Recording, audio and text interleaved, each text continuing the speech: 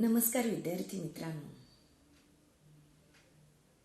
मला वाटतं बऱ्याच दिवसानंतर अभ्यासाच्या संदर्भातला हा माझा व्हिडिओ येतोय. 12वीची परीक्षा जवळ आली, तुमचा अभ्यास चालू असेल आणि अभ्यासाच्या संदर्भातील काही मुद्दे याचा आपण विचार तर करणार आहोतच, परंतु सगळ्यात महत्त्वाचं होतं की 12वी बोर्डाच्या पुस्तकातील सर्व घटक मी अभ्यासले, त्यांचा व्हिडिओसुद्धा तयार केला, तो टाकलासुद्धा यूट्यूब चॅनलवर. परंतु काही घटक आणि काही उपघटक माझ्याकडून राहून गेलेले आहेत. या संदर्भात अनेक विद्यार्थ्यांनी मला भेटून सांगितले की मॅडम कामगार चळवळीच्या संदर्भात व्हिडिओ बनवा, कारण कोरोना काळामध्ये आपण कामगार चळवळ ही घेतलेली नव्हती, वगळलेली होती. आणि आता कामगार चळवळ ही आपल्या अभ्यासक्रमात आहे, किंबहुना त्यावर सुद्धा प्रश्न विचारले जाऊ शकतात. म्हणून आज आपण भारतातील कामगार चळवळीचा अभ्यास करणार आहोत. कामगार चळवळीच्या संदर्भात सगळ्यात महत्त्वाचा मुद्दा होता की भारतातील कामगार चळवळ समजून घेत असताना सगळ्यात महत्त्वाचं आहे की औद्योगिकरणाची प्रक्रिया. भारतात औद्योगिकरण आलं, कारखाने वाढले, नवीन उद्योगधंद्यांना चालना मिळाली, नवीन उद्योग आले आणि भारतीय समाजव्यवस्थेचं स्वरूपच बदललं. अर्थव्यवस्थेचा संपूर्ण कायापालट झाला. नवीन उत्पादन आणि यंत्रणेच्या अनुषंगाने श्रम विभाजनाची पद्धती सुद्धा बदलली. भांडवलदार आणि कामगार हे दोन वर्ग निर्माण झाले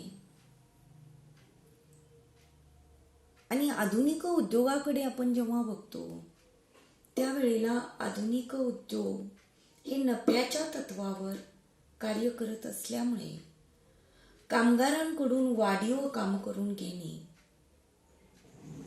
त्यांना त्या संदर्भातली कमीत कमी रोजंदारी देणे, म्हणजे जास्त काम आणि त्याचा मोबदला कमी देणे, एकंदर जर बघितलं गेलं तर वेठबिगारीची जी प्रक्रिया आहे त्या वेठबिगारीच्या सारखेच या कामगारांना राबवून घ्यायचं, अनेक तास त्यांच्याकडून काम करून घ्यायचं आणि रोजगारामध्ये कपात करायचं.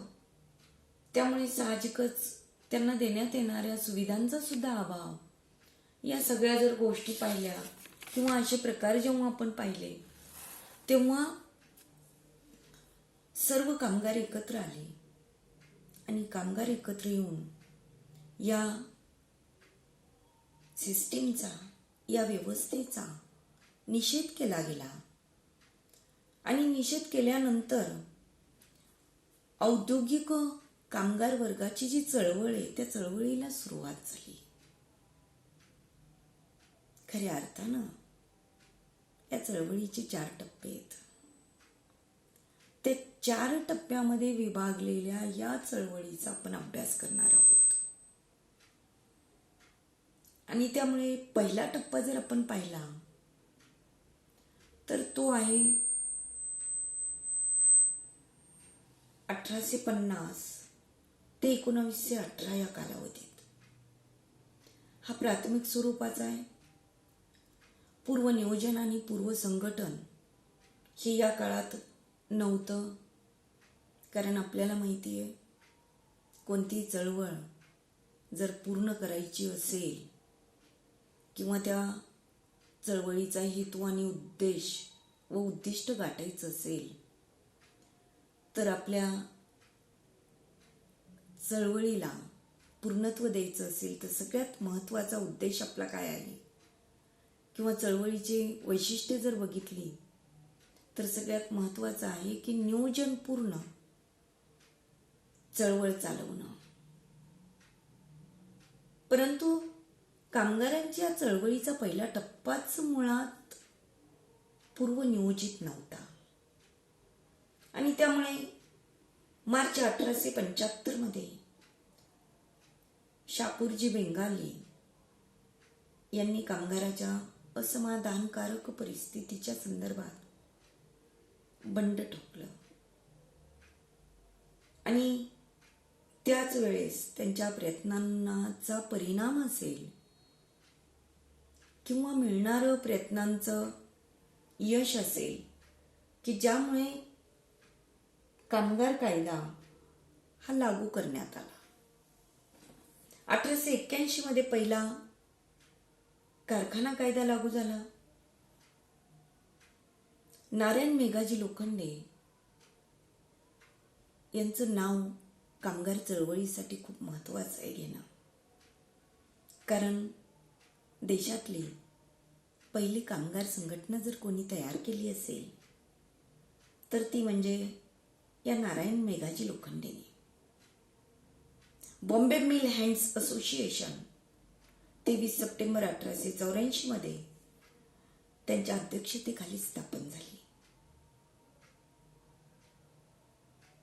कामगारांच्या मागण्या आणि समस्या समजून घेत असताना मुंबई प्रांतामध्ये गिरणी कामगारांचा संप चालू होता किंवा गिरणी कामगारांचा संप कसा करायचा हे अगोदर गिरणी कामगारांची जी परिषद झाली त्या परिषदेमध्ये ठरलं आणि मग ज्या कामगारांच्या मागण्या होत्या त्या संदर्भात, समस्येच्या संदर्भात हळूहळू चळवळी सुरू झाल्या आणि भारतीय कामगार चळवळीचे जनक म्हणून नारायण मेघाजी लोखंडे यांच्याकडे पाहिले जाते. दुसऱ्या टप्प्यामध्ये कामगारांना भेडसावणाऱ्या ज्या अडचणी आहेत, ज्या समस्या आहेत, त्यांचं आकलन होणं महत्त्वाचं होतं आणि त्या आकलन केल्या गेल्या आणि अनेक समाजसुधारकांनी या संदर्भात जाणीवपूर्वक कामगारांच्या समस्यांची दखल घेतली. त्या परिस्थितीनुसार काय उपाययोजना पाहिजे या संदर्भात उपाययोजना केल्या गेल्या आणि त्यामुळे कामगार चळवळीला ती साम्य असली तरी तिला एक प्रकारचं हळूहळू वेग येताना दिसून येत होता. दुसरा टप्पा जेव्हा आम्ही कामगार चळवळीचा बघतो तेव्हा त्या कामगार चळवळीनं दबाव गटाचं काम केलंय. तो कालावधी होता 1918 ते 1947 पर्यंतचा. नुकतंच पहिल्या महायुद्धात अर्थव्यवस्थेची आणि उद्योगांची गणितं बदलली होती. वस्तूंच्या किमती वाढल्या होत्या, नफा वाढला, परंतु कामगारांच्या रोजगारांची आणि कामाची परिस्थिती तीच राहिली होती. त्यामध्ये कोणत्याही प्रकारची सुधारणा झाली नव्हती. सगळीकडे असंतोष होता, अशांतता होती आणि असंतोष आणि अशांतता यामध्येच कामगारांच्या जवळ फक्त एकच हत्यार होतं आणि ते हत्यार म्हणजे संपाचं होतं. हळूहळू कामगारांनी संप करण्यास सुरुवात केली. मुंबई असेल, अहमदाबाद असेल, सोलापूर असेल,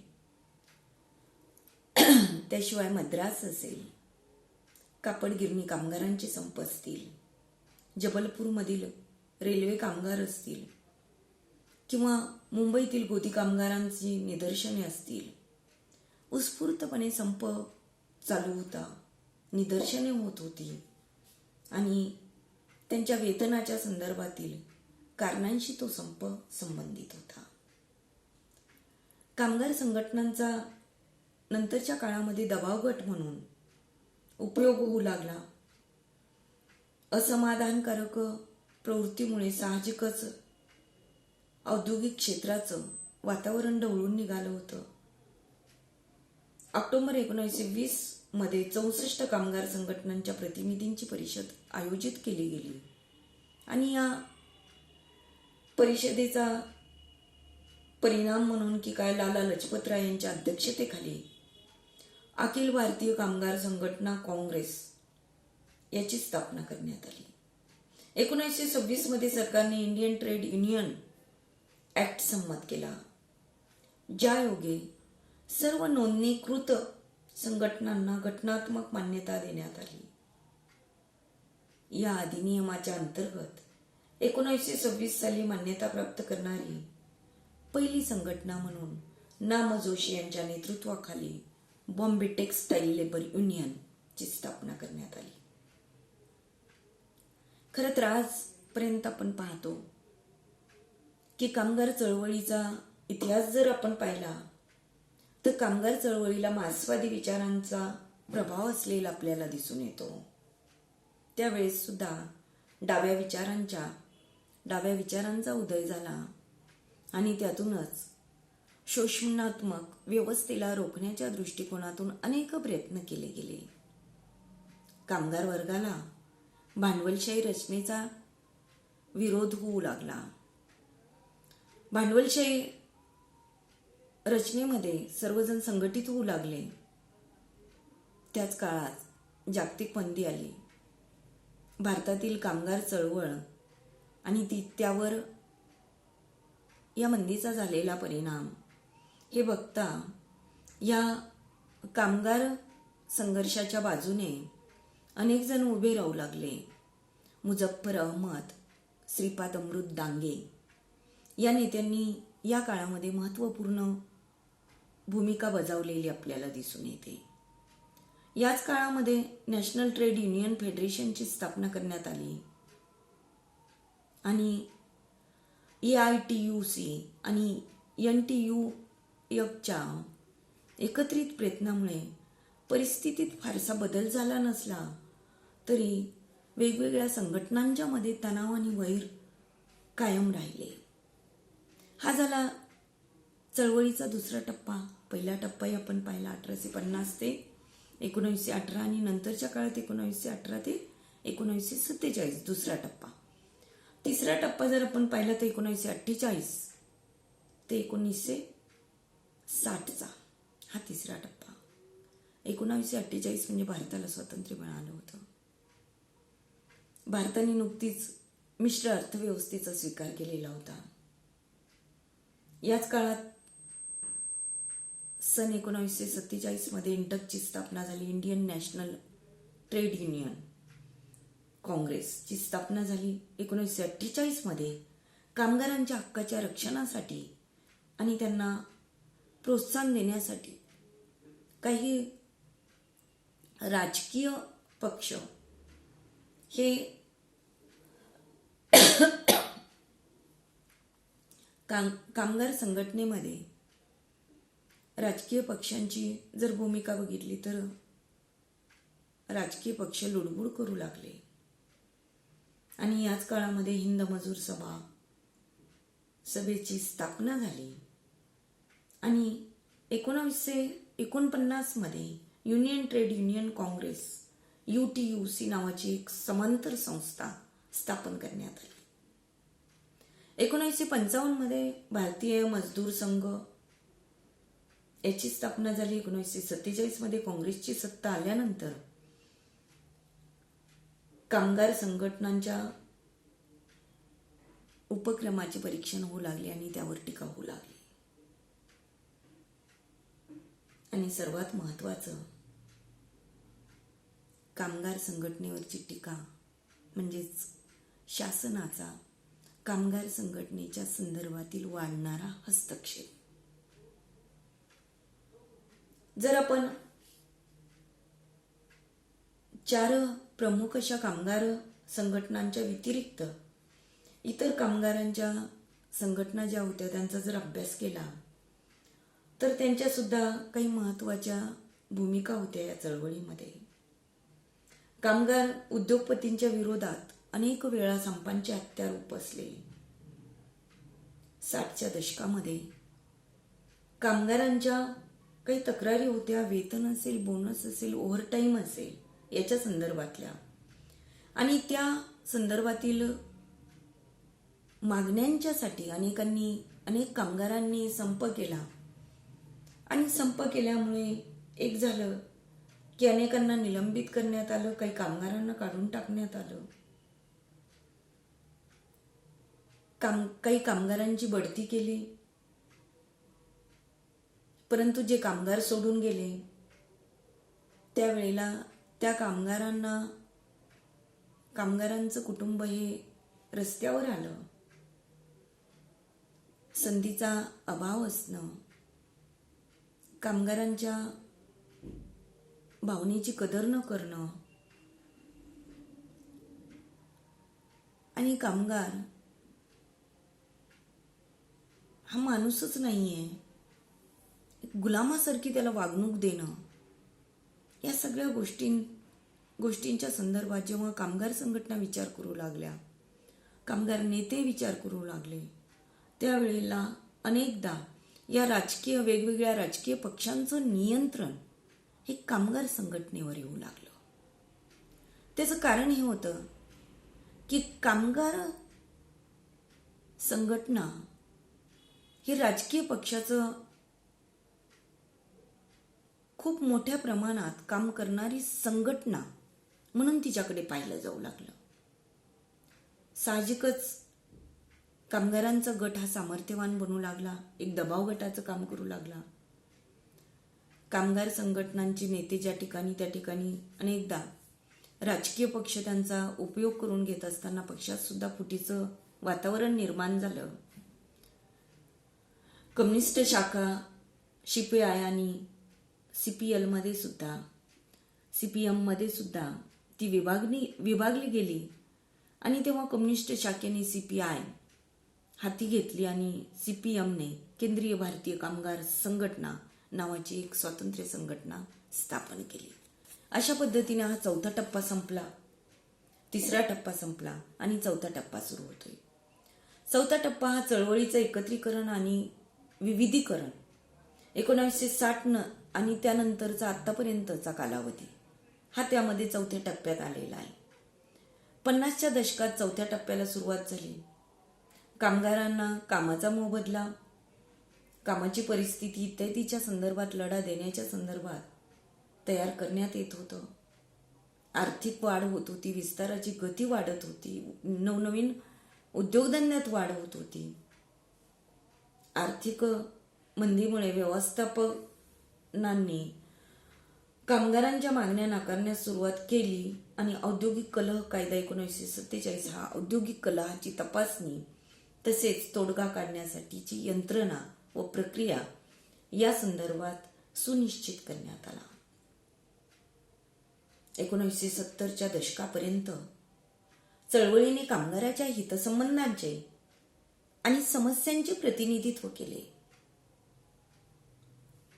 1970 नंतर मात्र चळवळीची गती मंदावली आणि साधारणपणे 8 वर्ष चाललेला गिरणी कामगारांचा संप हा शेवटचा संप होता.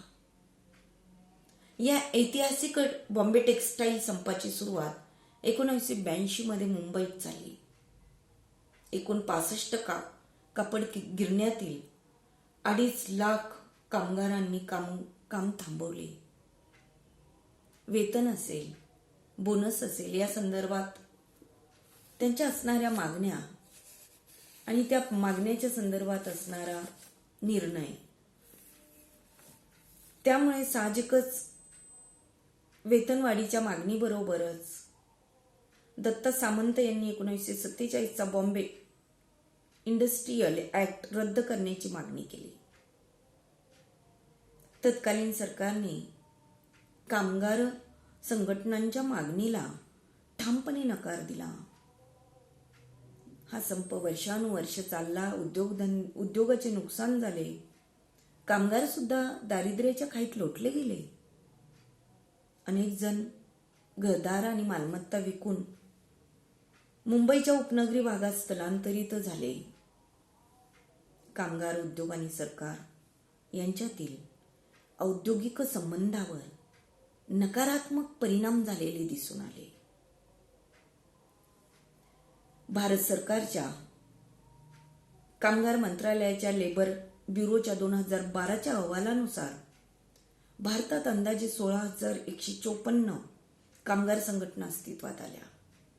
भारतीय मजदूर संघ ही भारतातील सर्वात मोठी कामगार संघटना होती. आजच्या घडीला जर चळवळीचं स्वरूप आपण पाहिलं तर ती राजकीय पक्षांच्या निकषावर अवलंबून असलेली आपल्याला दिसते. त्यामुळेच कामगार चळवळीने जरी खूप जास्त मोठा पल्ला गाठला नसला तरी सुद्धा या चळवळीतील झालेल्या बदलांचा या ठिकाणी उल्लेख करणे मला महत्त्वाचे वाटते. त्यामध्ये पहिला मुद्दा हा होता की कामगारांचे मुद्दे ज्यासाठी ही चळवळ उभी राहिली आणि त्यामुळे ते जे मुद्दे होते त्या मुद्द्याच्या अंतर्गत जर बघितला तर बदल झाला. नंबर 2 होतं की कामगार चळवळीला आकार देणारं नेतृत्व मिळालं. कारण जर एखाद्या चळवळ खूप मोठी असते, खूप मोठी आहे, उद्दिष्ट सुद्धा आहे, परंतु त्या चळवळीला जर योग्य नेतृत्व नसेल तर ती चळवळ काळाच्या ओघामध्ये दाबली जाते. म्हणून कामगार चळवळीला आकार देणारं नेतृत्व मिळत गेलं. त्यानंतर काही समाजधुरीणींनी कामगार हितासाठी जे उभे ठाकले त्या लढ्याची धुरा स्वतःच्या खांद्यावर घेतली आणि त्यातूनच मी आत्ता जसं म्हटलं तसं युनियन नेत्यांचा उदय झाला. एकाच ठिकाणी नाही तर भारताच्या अनेक भागातून या कामगार चळवळीला नेते मिळत गेले. जागतिकीकरणाच्या बरोबर आपण पाहतो की 1991ला जागतिकीकरण झालं. ती भूमिका आपण अगदी पी.व्ही. नरसिंहराव पंतप्रधान असताना आणि मनमोहन सिंग अर्थमंत्री असताना ती आपण स्वीकारलं ग्लोबलायझेशन. परंतु जसजसं जागतिकीकरण स्वीकारलं त्यावेळी